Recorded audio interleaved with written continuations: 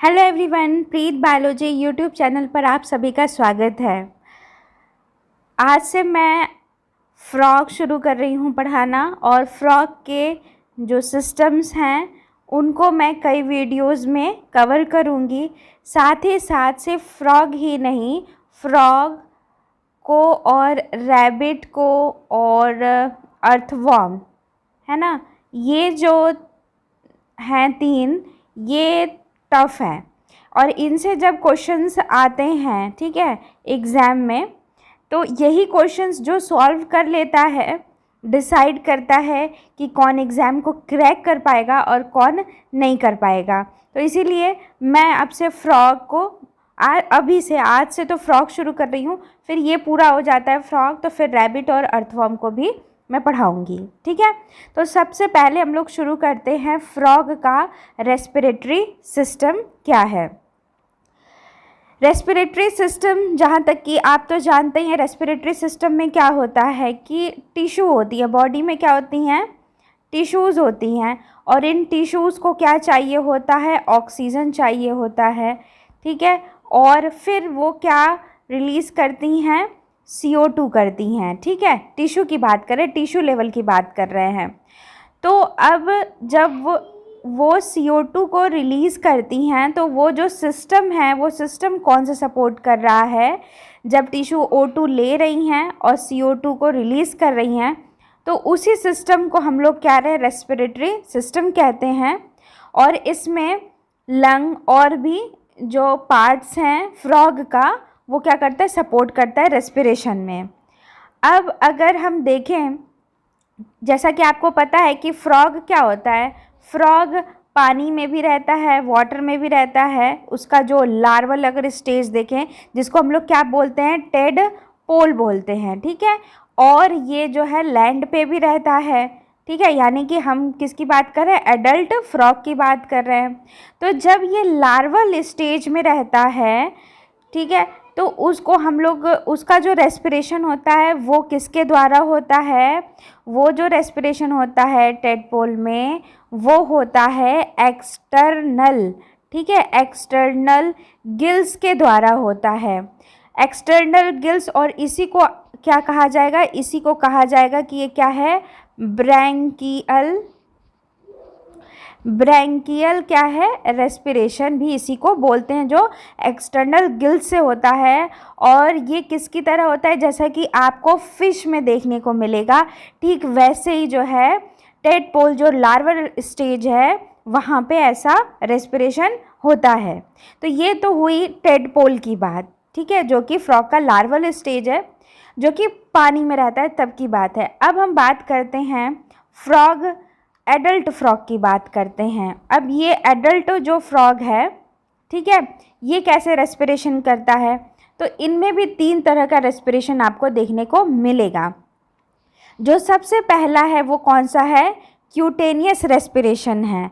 और ये क्या होता है, इस रेस्पिरेशन में जो आउटर स्किन होती है, ठीक है, फ्रॉग की जो आउटर स्किन होती है वो क्या होती है, मॉइस्ट सरफेस होता है उस पर, और जब उसके मदद से, ठीक है, रेस्पिरेशन होगा फ्रॉग में, तो उसको बोलते हैं क्यूटेनियस रेस्पिरेशन, ठीक है। यानी आप कह सकते हैं कि क्यूटेनियस रेस्पिरेशन में क्या है, मॉइस्ट सरफेस, आउटर स्किन के मॉइस्ट सरफेस से रेस्पिरेशन होता है। उसके बाद है सेकंड जो है वो है बक्कल रेस्पिरेशन है।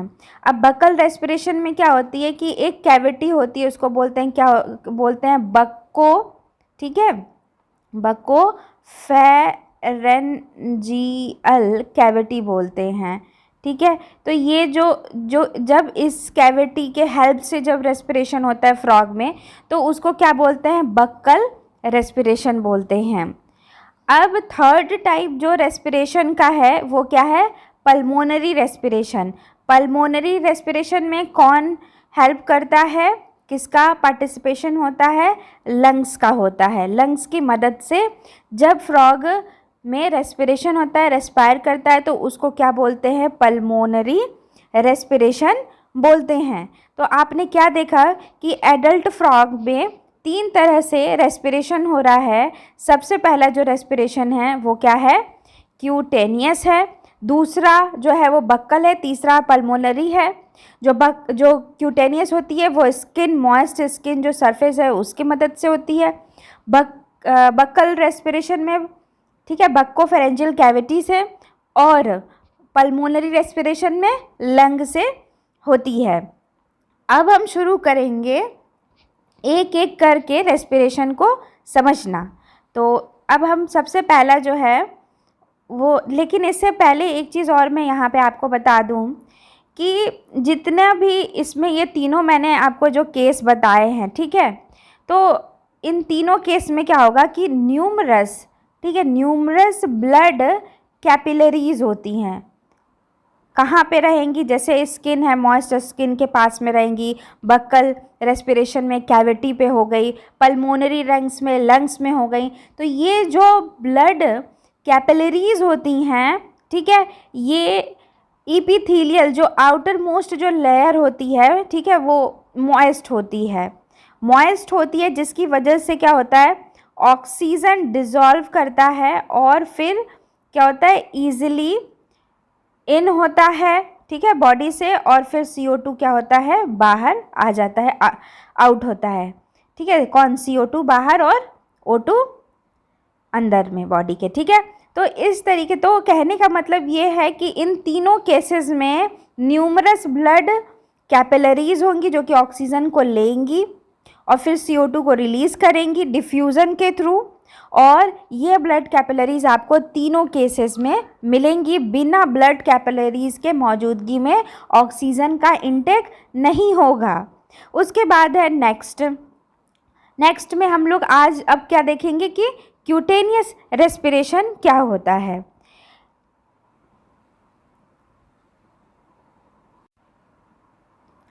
क्यूटेनियस रेस्पिरेशन में क्या होता है, क्यूटेनियस जो रेस्पिरेशन होता है वो क्या होता है, हमेशा होता है, ऑल द टाइम, चाहे फ्रॉग वाटर में रहे, ठीक है, या फिर वो वाटर के बाहर रहे या फिर वाटर के अंदर रहे, वो हमेशा क्यूटेनियस रेस्पिरेशन होता रहता है। उसके बाद क्या कह रहा है कि जब हाइबरनेशन होता है, जब फ्रॉग इस ऐसे हाइबरनेशन पीरियड में रहता है, तो उस टाइम यही एक ऐसा मोड ऑफ न्यूट्रिशन है जो कि होता है। It is practically the only mode of respiration when the frog is under water और हाइबरनेटिंग, ठीक है, यही वाला रहेगा, क्यूटेनियस रहेगा। उसके बाद क्या कह रहा है कि जो अब क्या है कि मैंने आपको क्या बताया था कि स्किन जो होती है उनकी मॉइस्ट होती है, तभी जो ऑक्सीजन है वो क्या करेगा, डिफ्यूज़न होगा ब्लड में और फिर वहाँ से CO2 रिलीज़ होगा। तो उसके लिए क्या चाहिए, जो फ्रॉग का जो स्किन है वो क्या है, मॉइस्ट हो, ठीक है ना। और उसके बाद क्या कह रहा है कि ये जो मॉइस्ट स्किन होता है, ये बनाने के लिए फ्रॉग क्या करता है कि वो ज़्यादातर पानी के पास में आपको देखने को मिलेगा, जिससे कि स्किन जो है उसकी मॉइस्ट रहे, और नहीं तो फिर वो मॉइस्ट करने के लिए क्या करता है, ग्लैंड से, ठीक है, सिक्रीट करता है किसको, म्यूकस को, जिससे कि स्किन जो होता है वो अगर जो फ्रॉग जो होता है अगर वो वाटर से बाहर भी आता है तो वो ड्राई नहीं रहे, मॉइस्ट रहे, जिससे कि क्या करे, वो क्यूटेनियस रेस्पिरेशन उनका हो सके।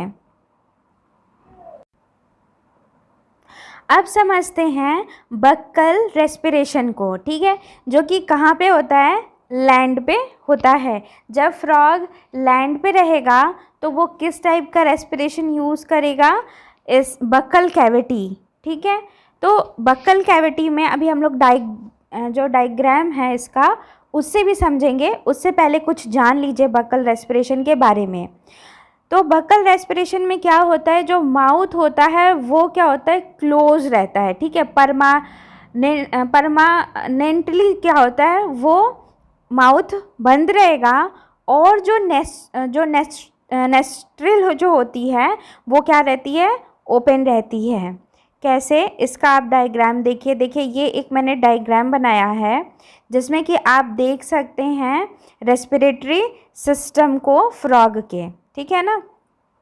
तो यहाँ पे मैंने उतनी ही चीज़ मेंशन की है जितनी कि आपको क्या है ज़रूरत है समझने के लिए। वैसे तो बहुत इस पार्ट्स में दिया होगा, लेकिन जो बक्कल रेस्पिरेशन को समझने के लिए मैंने उतना इसमें बताया है। देखिए अब ये क्या है, फ्रॉग है, फ्रॉग का ये एलिस है।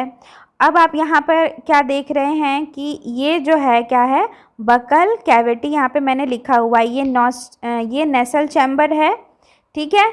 ये नेसल चैम्बर से क्या होगा, एयर अंदर को आएगा और जो बक्कल कैविटी क्या है, ये माउथ के जो अंदर का ये जो थोड़ा सा पार्ट जो फैला हुआ है यही क्या है, बक्कल कैविटी है। और ये माउथ है, ये आप देख रहे हैं ये माउथ है, ये जो है नेसल चैम्बर है जहाँ से कि गैसेस आएंगी एयर से, और ये जो है बक्कल कैविटी है। अब आपको पता है कि माउथ में क्या होगा, टंग होगा।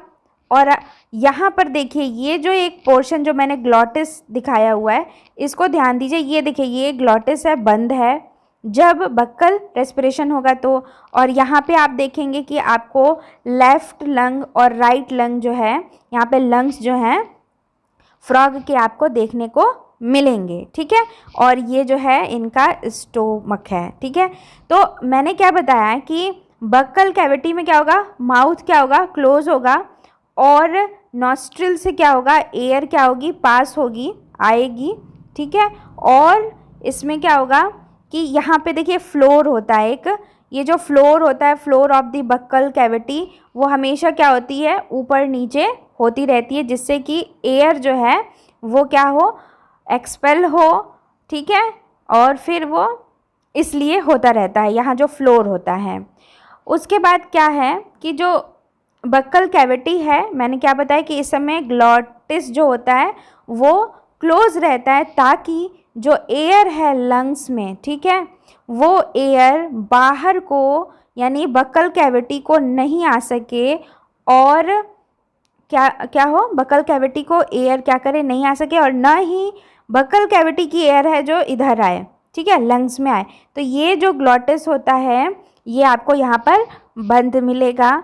और ये आपको ओपन कब मिलेगा, जब आप पल्मोनरी रेस्पिरेशन पढ़ेंगे, तब आप लंग्स का जब देखेंगे, ठीक है, कि वो क्या रोल प्ले कर रहा है, तब आपको यहाँ पे ग्लॉटिस ओपन और कभी बंद दोनों मिलेगा, क्लोज, ठीक है। तो जैसा कि जो बक्कल कैविटी में क्या होती है, म्यूकस इपीथीलियन लाइनिंग होती है, ठीक है, म्यूकस, मैंने क्या बोला, म्यूकस होती है।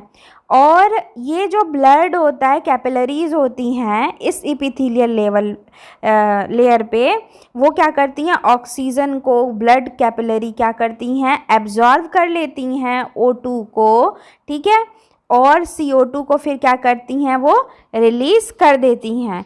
तो इस तरीके से बक्कल कैविटी से बक्कल रेस्पिरेशन हुआ है ना। आपको मैंने 2 रेस्पिरेशन आज बताया, क्यूटेनियस जो कि स्किन से हो रहा था, और बक्कल कैविटी जो बक्कल रेस्पिरेशन जो बक्कल रेस्पिरेशन तक था सीमित। अब इसके बाद जब आप लोग पढ़ेंगे पल्मोनरी रेस्पिरेशन तो वहाँ पे लंग्स को आप अच्छे से समझेंगे। तो आज के वीडियो में मैंने 2 चीज़ कवर कराई है, बक्कल रेस्पिरेशन और क्यूटेनियस रेस्पिरेशन। नेक्स्ट वीडियो में मैं पल्मोनरी रेस्पिरेशन को डायग्राम के साथ अच्छा जो है समझाऊंगी। अगर आपको मेरी वीडियो पसंद आई तो लाइक ज़रूर कीजिए, शेयर ज़रूर कीजिए, और अगर आपने अभी भी नहीं सब्सक्राइब किया है तो ऐसे ही अच्छे से समझने के लिए फ्रॉग की एनाटॉमी को सब्सक्राइब ज़रूर कीजिए। इस पूरी वीडियो को देखने का आप सभी का बहुत बहुत धन्यवाद। Bye bye.